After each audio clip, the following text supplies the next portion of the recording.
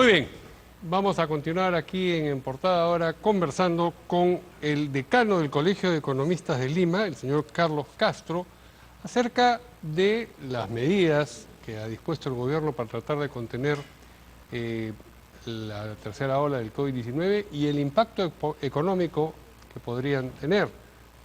Quienes recordamos lo que ocurrió sobre todo con las medidas restrictivas que siguieron al momento en el que se produjo la primera ola, pues sabemos que ese impacto puede ser importantísimo.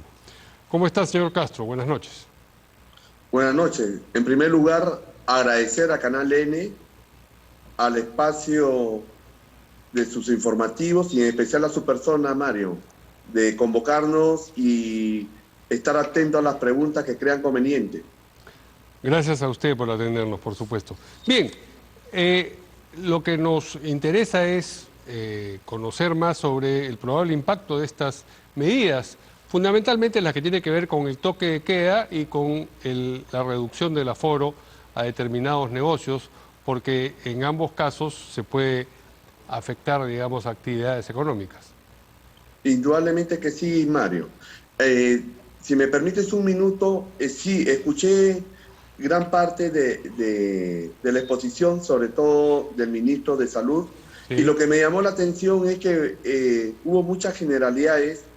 Solamente como estrategia dijo de que se había mantenido y asegurado la contratación, ¿no?, de personal de salud y no indicó el número, pero me llamó la atención de que no especificó la estrategia para contener el contagio y posiblemente esta tercera ola. En primer lugar, estamos ya llegando al tope de la capacidad instalada en camas UCI, y no es solamente en unas ciudades, sino en casi la mayoría de las ciudades donde se aglutina mayor contagio. Entonces, es una preocupación que, habiendo pasado la segunda ola, que fue fuertísima, hay que acordarnos que fueron los primeros meses del 2021, sin embargo, con esa experiencia no hemos todavía aprendido en prever y mejorar la capacidad de atención en el caso de que aumenten estos casos graves por el contagio del COVID-19 y con esta nueva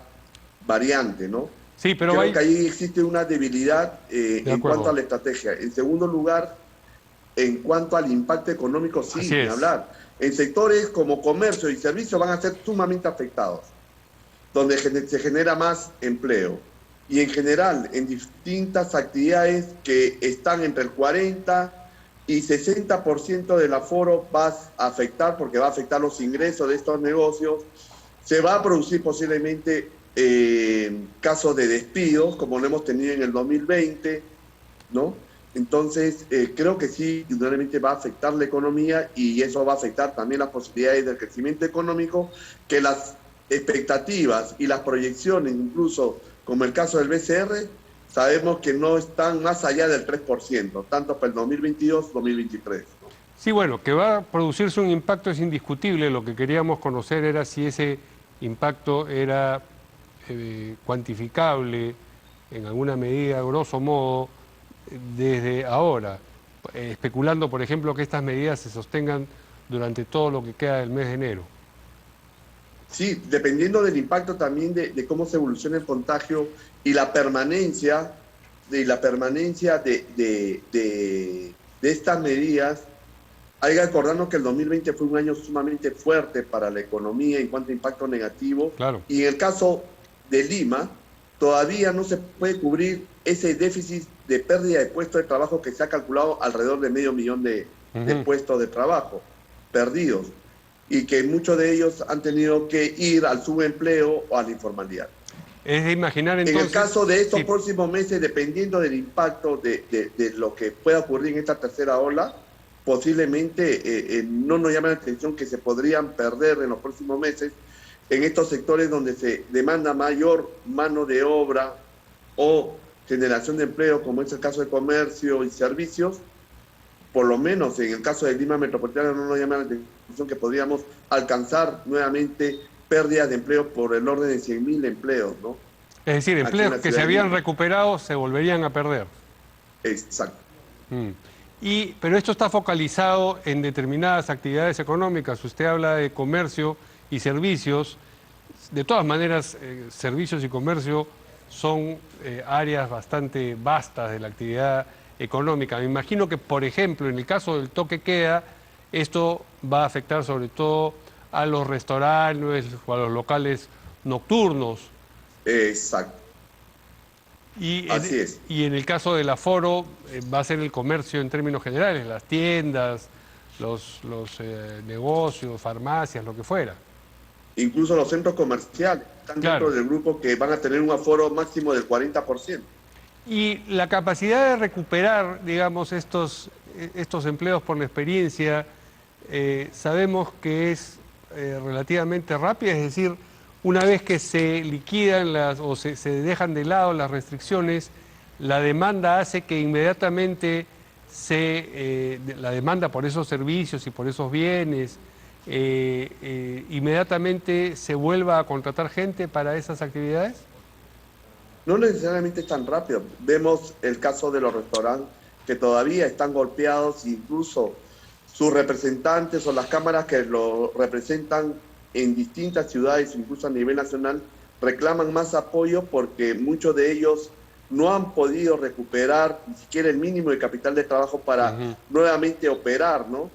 Hay que acordarse que el tema del restaurante está vinculado también nuevamente a regresar a esos niveles de operatividad en el sector turismo. El sector turismo fue el sector quizás más golpeado y que a la fecha todavía no se recupera. Estuve hace poco tiempo, menos de un mes, en la ciudad del Cusco. Sin embargo, una señal es que todavía en la ciudad del Cusco se recuperan los niveles de operatividad y de prestación de servicios al turismo como lo hacían antes de la pandemia, ¿no? Y eso es una señal que todavía tenemos que trabajar mucho en estos sectores, tanto turismo y los servicios que están vinculados al mismo. ¿Podría hacer algo el gobierno a este respecto mientras que están vigentes estas restricciones, o sencillamente es la consecuencia que van a tener y hay que apechugar con ellas? Creo que hemos perdido una oportunidad del 2020 de trabajar más articuladamente de lo que le compete al Estado en su conjunto. Es decir, cuando hablo de esta articulación es los 3 niveles de gobierno, en trabajar en una estrategia mucho más efectiva para la contención del contagio. Para empezar, el propio ministro de Salud, la compra en realidad es sumamente mínima para las necesidades de pruebas moleculares que necesitamos a nivel país.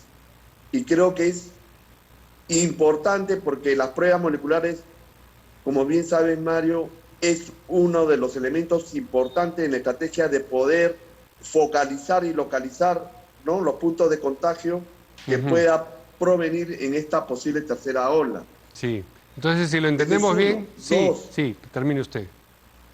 2, también el tema del trabajo conjunto que se ha debido de hacer y no se ve con los gobiernos regionales y los gobiernos locales en una mayor concientización y cambio de patrones de conducta por parte de la población. Creo que la población tiene que tomar conciencia más allá de la responsabilidad de ir a los centros de vacunación, en donde sí hemos avanzado, pero no es lo único que basta para el país, porque al tener un impacto fuerte y la permanencia de estos aforos, o incluso agudizar las medidas de nuevamente paralizar, ¿no?, algunas actividades económicas, ¿no?, si es que aumenta el contagio. Muy bien.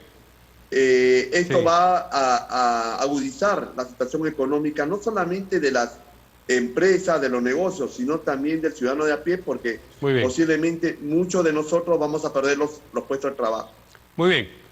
Entendemos su posición. Muchas gracias al señor Carlos Castro, decano del Colegio de Economistas de Lima. Buenas noches. Buenas noches, muy amable y gracias, y estamos en cualquier convocatoria. Gracias a usted. Bien, vamos a una pausa.